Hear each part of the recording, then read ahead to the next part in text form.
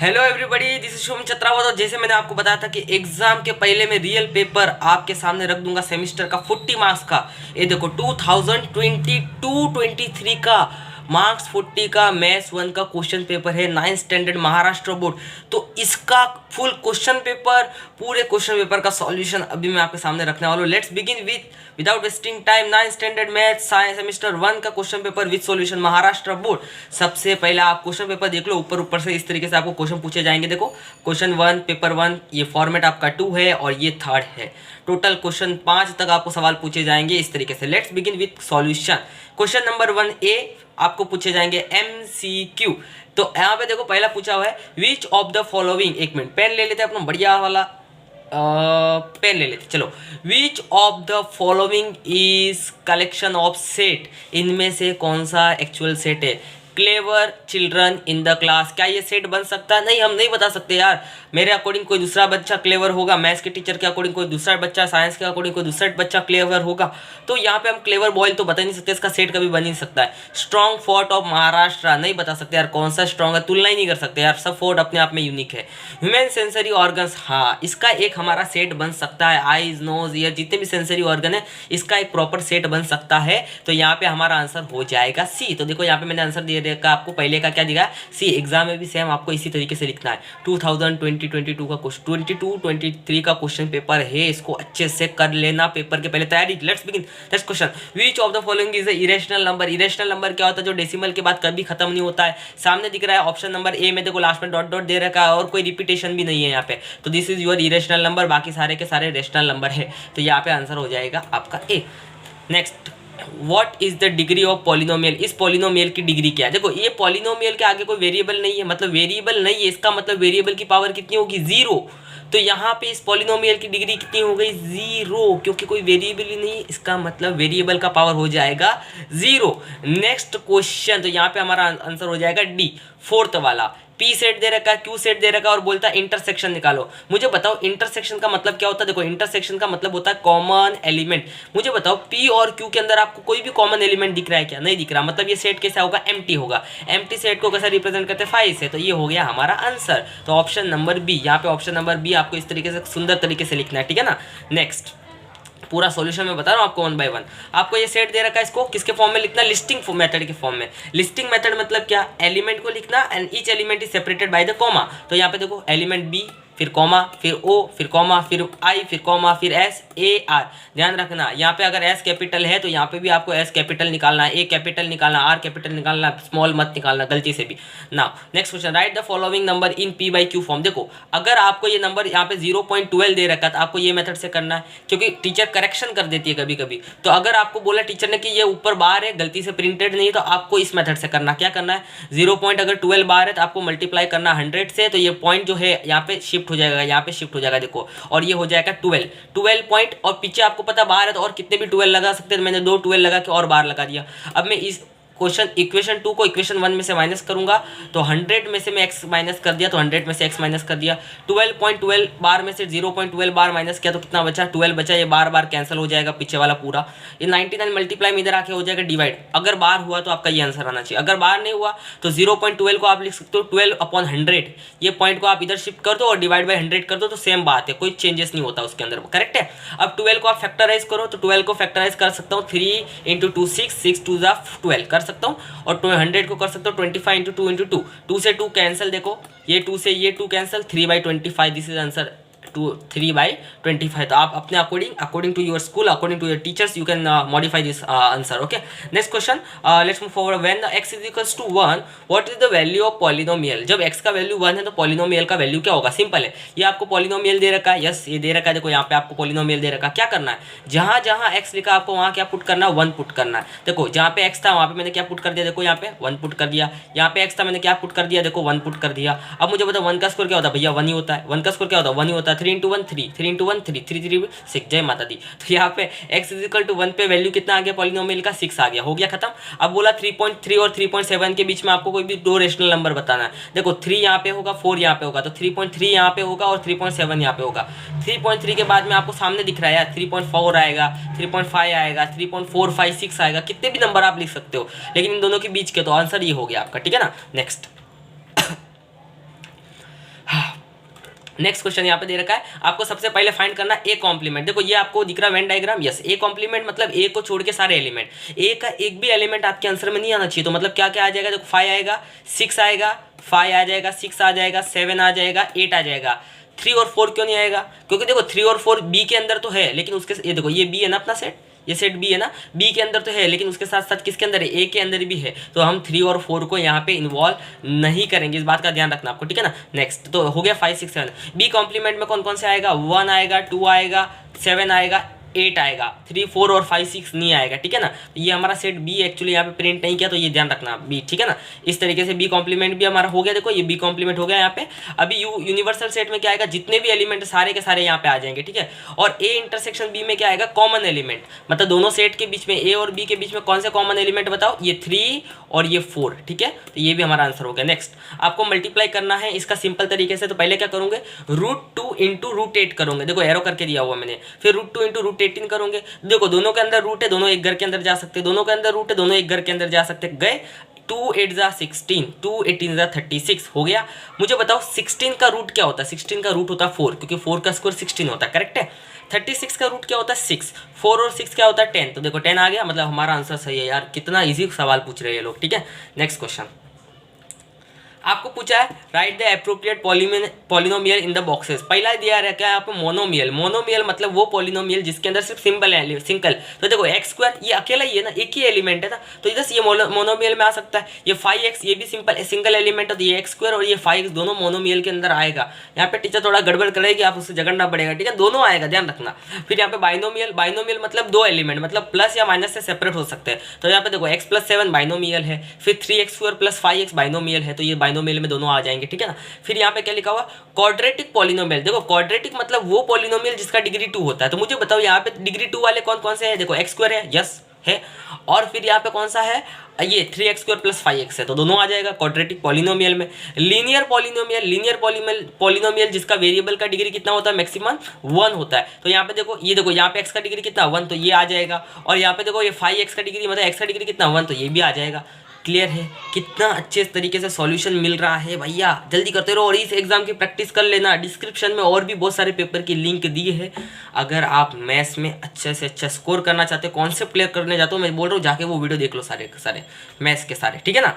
Next question हमें दे रखा है कि right the polynomial in the coefficient form. अरे भैया कोएफिशिएंट फॉर्म मतलब क्या, x² के आगे क्या लगा हुआ है, यहाँ पे कुछ नहीं, मतलब क्या है 1 लगा हुआ है, x के आगे क्या लगा हुआ है 5 लगा हुआ है, और ये तो 6 ही है, तो जो भी आगे लगे रहते हैं उसी को हम लोग बोलते हैं कोएफिशिएंट। ध्यान रखना, अगर यहाँ पे x² के बाद डायरेक्ट 6 होता तो x का आगे 0 लगाना पड़ता आपको, ठीक है। तो ये हो गया 1 5 6 सॉरी थोड़ा तबीयत खराब है मेरा।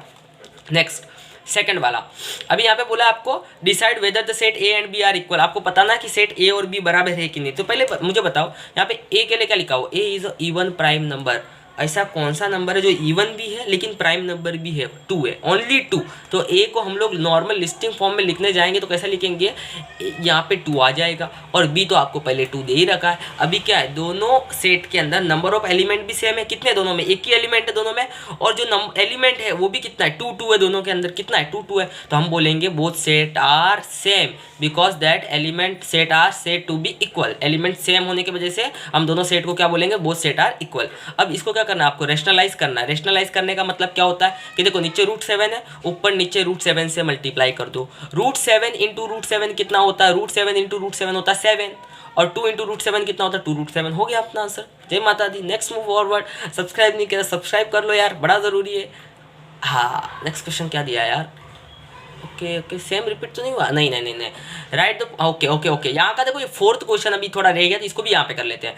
आपको ये देखो ऐड द फॉलोइंग पॉलिनोमियल, ये वाला पॉलिनोमियल और ये वाले पॉलिनोमियल को आपको ऐड करना है। तो दोनों पॉलिनोमियल लिख दो। हाँ भैया लिख दिया। क्या करना था, ऐड करना था, बीच में प्लस डाल दिया। प्लस डाल दिया तो प्लस होने की वजह से ये ब्रैकेट को कोई फर्क नहीं पड़ता, तो ब्रैकेट को ओपन कर दो without changing any sign. Okay अब देखो मैंने देखो ये नीचे जिगजैग लाइन क्या है, इनको दोनों को साथ में ले लो क्योंकि दोनों स्क्वायर वाले हैं। x की पावर 1 वाले को साथ में ले दो, यहाँ पे भी 1 है यहाँ पे 1 है, इन दोनों को साथ में ले लो, ले लिया, इनको ले लिया, और ये 5 और 8 को साथ में ले लिया। 1 एक बार x², 3 बार x², 4 बार x², 7 बार x, 2 बार x, 9 बार x, कितनी बार 9 times x, this is 9 time x। 5 और 8 13 हो गया एडिशन, क्या था इसके अंदर। नेक्स्ट हाँ, डब्बे भरने, ये मेरे को सबसे बेस्ट है। डब्बे भरने में दिमाग ही नहीं लगाना पड़ता। देखो यहाँ पे लिखा हुआ आपको डिवाइडेंट, अभी देखो पॉलिनोमियल दे रखा है ये वाला, और ये क्या x+3, इससे हमें डिवाइड करना है। तो डिवाइडेंट क्या होता है, जिसको डिवाइड करना है, तो मतलब ये हमारा हो गया डिवाइडेंट, जो भी आपको दे रखा है बराबर। और डिवाइजर क्या होता है, जिससे डिवाइड करना है, तो ये हमारा हो गया डिवाइजर।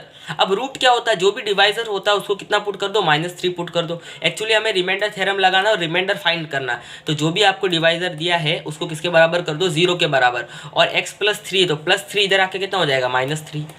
अब आपको रिमाइंडर निकालना है, तो जो भी आपको पॉलिनोमियल दिया है ये यहाँ पे लिख दो और सामने लिख दो px। x मतलब क्या, वेरिएबल है पॉलिनोमियल का बराबर। x का वैल्यू क्या पुट करोगे, -3। x का वैल्यू क्या पुट करोगे, देखो -3। तो जहाँ जहाँ x है देखो अपन ने वहाँ पे क्या पुट कर दिया, -3 पुट कर दिया। देखो कर दिया। अब देखो -3 की पावर 4 मतलब -3 को आपको 4 बार मल्टीप्लाई करना है एक दूसरे के साथ में, आंसर हो जाएगा 81।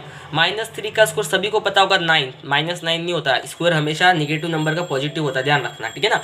और -3 × 4 +12, कैसा हुआ +12, देखो यहाँ पे क्या है माइनस, यहाँ पे क्या है माइनस, माइनस माइनस क्या हो जाएगा प्लस, तो यहाँ पे क्या आ जाएगा, ये प्लस आ गया, करेक्ट है। ये 81, 9 5 45 और ये 12, दोनों को इन तीनों को सॉल्व किया, वी विल गेट 48। तो ये हो गया आपका रिमाइंडर का आंसर, यहाँ पे आपको लिख देना है 48। तो इस तरीके से आपको डब्बे भर लेना है, सिंपल एज मच एच। आगे बढ़ी, हाँ ये वाला देख लो, ये तो यार क्या बोलने का, अभी फटाफट आप लोग खुद ही कर लो। ये नंबर दे रखा है, ये फॉर्मूला आपको अप्लाई करना है, इसका वैल्यू आपको 36 दे रखा है, इसका 20 दे रखा है, इसका 28 दे रखा है, और ये फाइंड करना है। इनका सम 48 आ गया, इसको यहाँ भेजो, इसको यहाँ भेजो, 48 में से 36 या 12, बड़ा सिंपल है। बस ये फॉर्मूला आपको ध्यान रखना है, N of A union B वाला, ठीक है ना। नेक्स्ट, डिवाइड द पॉलिनोमियल, ये पॉलिनोमियल आपको दे रखा है, इसको डिवाइड करना है x-3 से। और कौन सा मेथड यूज़ करना है आपको, राइट द क्वोशिएंट भी आपको राइट करना है, रिमाइंडर भी आपको लिखना है, और आपको सिंथेटिक मेथड यूज़ करना है। सिंथेटिक मेथड क्या होता है, देखो मैं बताता हूँ, समझाता हूँ अच्छे से। ये पॉलिनोमियल लिखा, हाँ जी लिखा है। इस पॉलिनोमियल के कोएफिशिएंट बताओ, देखो भैया पहला आ जाएगा यहाँ पे 3, हाँ आ गया। फिर आ जाएगा यहाँ पे -8, हाँ भैया आ गया। फिर यहाँ से आ जाएगा 1, आ गया। और फिर यहाँ से आ जाएगा 7, आ गया। ये हो गए हमारे कोएफिशिएंट। अब कोएफिशिएंट को प्यार और मोहब्बत से इस डब्बे में इस तरीके से लिखा जाए, यहाँ पे 3, यहाँ पे 8, यहाँ पे 1 और यहाँ पे 7 लिख दिया, ठीक है, बहुत बढ़िया से। अब मुझे बताओ आपको किससे डिवाइड करना है, x-3 से। तो x-3 से आपको x = कितना मिल जाएगा, 3। उस 3 को आप लिख दो, यहाँ पे लिख दिया। ये सारा काम, इस लाइन का सारा काम आपने अगर अच्छे से कर लिया तो अब ध्यान दो, ये जो पहला 3 दिख रहा है इसको आप वैसे का वैसा क्या उतारो, नीचे उतार दो, उतार दिया। अब यहाँ पे जो 3 लिखा है उस 3 से इस वाले 3 से क्या कर दो, मल्टीप्लाई कर दो। देखो ये दोनों 3 3 जा 9, तो यहाँ पे लिख दो आप 9, लिखा सबने, यहाँ पे लिख दिया 9 अच्छे से, बहुत बढ़िया से, तगड़े तरीके से। एक मिनट में गंदगी थोड़ा सा मिटा देता हूँ। यहाँ पे 9 सबने लिख दिए, यस लिख दिया।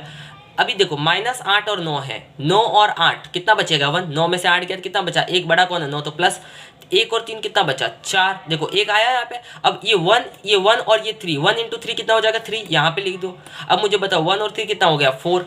अब यह 4 × 3 कितना हो जाएगा, 4 × 3, 4 × ये 3 और ये 4 कितना हो जाएगा, 4 × 3 12, यहाँ पे वापस 12 लिख दो। 7 और 12 कितना हो जाएगा, 19। ये जो लास्ट में जो आया इसी को हम बोलेंगे रिमाइंडर। यहाँ पे अपने को देखो रिमाइंडर निकालने बोला है, तो अपना रिमाइंडर कितना आ गया भैया, 90 आ गया। अब कोएफिशिएंट फॉर्म ऑफ क्वोशिएंट, ये जो रिमाइंडर को छोड़ के, लास्ट वाला छोड़ के जितना भी ये टर्म आते हैं इसको हम लोग बोलते हैं क्वोशिएंट। तो कोएफिशिएंट के फॉर्म में कैसे लिखेंगे, 3 1 4 लिख दिया। अगर आपको इसको इंडेक्स फॉर्म में लिखना है तो सबसे लास्ट वाले नंबर को वैसे लिखेंगे, उसके यूनिट प्लेस वाले नंबर के पीछे x लगाएंगे और उसके आगे के नंबर के पीछे क्या लगा देंगे, x², और इस तरीके से हम लोग यहाँ पे लिख देंगे। हो गया बहुत बढ़िया तरीके से, ठीक है ना। नेक्स्ट, हाँ ये देखो क्या लिखा हुआ है यहाँ पे। अभी अपन ये वाला क्वेश्चन कर रहे हैं, सेकंड वाला बराबर। आपको लिखा भैया जी एग्ज़ाम हुआ, 50 स्टूडेंट बैठे थे, 50 इंग्लिश में पास हुए, 60 बैठा था, 60 मैथ्स में पास हुए और 40 स्टूडेंट दोनों में पास हुए। तो 50 भैया इंग्लिश में पास हुए, फिर मैथ्स में पास हुए, 40 दोनों में पास हुए। इसका मतलब क्या हुआ, दोनों में पास हुए का मतलब है intersection. There is a common student which is they are pass in English as well as in mathematics. Okay, so E intersection M is equals to 40 student. Correct है। क्या निकालने बोला है, none of fail in the both student, कोई भी student दोनों subject में fail नहीं हुआ है। तो आपको फाइंड करना है टोटल नंबर स्टूडेंट। ध्यान रखना, अगर दोनों में से कोई भी एक भी स्टूडेंट दोनों सब्जेक्ट में एक साथ में फेल नहीं हुआ है इसका मतलब टोटल नंबर ऑफ स्टूडेंट क्या होगा, ई यूनियन एम, इंग्लिश और मैथ्स दोनों में पास होने वाले टोटल। फॉर्मूला लगा दिया, यस। एन ऑफ ई का वैल्यू 50, एन ऑफ एम का वैल्यू 60 और एन ऑफ ई इंटरसेक्शन का वैल्यू 40 और आंसर आ गया 70। सिंपल। नेक्स्ट क्वेश्चन देखो, नेक्स्ट क्वेश्चन अपने पास क्या है यहाँ पे, चल जा। नेक्स्ट क्वेश्चन क्या है अपने पास, नेक्स्ट क्वेश्चन नंबर लाइन पे रिप्रेजेंट करना है √2 को और √3 को, दोनों को करना है। क्या करना है, मैं जैसे स्टेप फॉलो कर रहा हूँ वैसे करो मेरे साथ पे, ठीक है। पहले आप ये एक यूनिट का लाइन ले लो, देखो स्ट्रेट नहीं बन रहा मेरे से, 1 मिनट जस्ट ट्राई करते हैं आपके लिए कुछ भी। ये 1 सेंटीमीटर का इससे लाइन बना दो, बना दिया, हाँ। अभी ऊपर परपेंडिकुलर ऐसा 1 सेंटीमीटर का और बना दो ऊपर की तरफ, 90 डिग्री एंगल लेके, बना दिया। अब ये जो 1 डिग्री और 1 सेंटीमीटर दोनों जो लाइन है, इसका अगर ये आप राइट एंगल थ्योरम लेके ये हाइपोटेन्यूज ड्रॉ करोगे तो पक्का वो √2 आएगा, क्योंकि 1 का स्क्वायर प्लस 1 का स्क्वायर करेंगे बराबर, तो कितना हो जाएगा 2, और फिर 2 का रूट लेंगे तो √2 हो जाएगा, तो ये लाइन हो गया √2। अब ये इस पॉइंट पे कंपास रखो और ऐसे करके आर्क ड्रॉ कर लो। तो ये देखो, ये हमने आर्क ड्रॉ किया, ये दिख रहा है आपको, ये प्यारा सा आर्क, यस, ये मैंने आर्क ड्रॉ किया, ये मेरे को मिल गया √2। अब मुझे √3 निकालना है, √2 पे पेंसिल रख के 1 सेंटीमीटर की ऊपर की तरफ लाइन मारो, मार दी। अब ए पे रख के और बी पे कंपास रखो और एक आर्क मारो, मार दिया। तो ये देखो इस तरीके से एक आर्क बनेगा, ये आपको मिलेगा √3। बड़ा सिंपल तरीके से मैंने इसका आंसर बताया दिया, ठीक है ना, बहुत अच्छे से, ये आपको आ रहा होगा अच्छे, ठीक है। नेक्स्ट 4th वाला देखो भाई, use factor theorem to determine whether x+3 is a factor और नॉट। आपको डिटरमाइन करना भैया x+3 फैक्टर है कि नहीं। देखो x+3 को 0 के बराबर लिखो, ये +3 इधर आके हो जाएगा -3, इसी को अपन बोलते हैं रूट। अगर आपने x का वैल्यू -3, जो भी आपको पॉलिनोमियल दिया, कौन सा पॉलिनोमियल दिया, इधर ये रहा, ये पॉलिनोमियल में अगर x का वैल्यू -3 पुट किया और अगर आपका इक्वेशन 0 हुआ, मतलब वो रूट है, अगर नहीं हुआ तो वो रूट नहीं है। तो जहाँ पे भी आपका पॉलिनोमियल, देखो ये पॉलिनोमियल दिया, हाँ, इधर x का वैल्यू कितना पुट करोगे, x का वैल्यू पुट करोगे -3 किया, फिर यहाँ इस वाले x के जगह पे कितना पुट करोगे -3, और ये वाले 3 को वैसे का वैसा लिखोगे। -3 का स्क्वायर क्या होता है 9, 2 × -3 -6 और +3 वैसे का वैसा, ये 9 है, 9 में से 6 गया तो 3 और ये पीछे 3 बचा है, टोटल आ गया 6। क्या ये 6 0 के बराबर आया, नहीं आया। ये 0 के बराबर आता था हम बोलते भैया जी ये जो x+3 है मेरा रूट है, लेकिन नहीं आया तो हम बोलेंगे x+3 is not root of polynomial, that's it, कि ये भी हो गया, ठीक है। लेट्स मूव फॉरवर्ड, देखते हैं नेक्स्ट क्वेश्चन हमारे पास क्या दे रखा है। इस क्वेश्चन को आपको सॉल्व करना है। सॉल्व करने का मतलब होता है x का वैल्यू फाइंड करना। देखो क्या करोगे, जैसे आप मॉड हटाओगे तो एक बार लिखने का +1, एक बार लिखने का -1 लिख दिया। मॉड का मतलब होता है, देखो मॉड के अंदर इधर 1 आया, इसका मतलब मॉड के अंदर या तो +1 हो सकता है या तो -1, दोनों पॉसिबिलिटी हो सकती है। तो +1 -1 लिख लिया। अब -5 इधर आके हो जाएगा +5, 1 + 5 हो जाएगा 6, 3 इधर मल्टीप्लाई में इधर आके आ गया डिवाइड, आ गया 2। यहाँ पे उसी तरीके से 5 में से 4 गया, 5 में से 1 गया, 4 बचा, 4 को डिवाइड कर दिया 3 से, आ गया x का वैल्यू खत्म। Next question, find the factor of polynomial.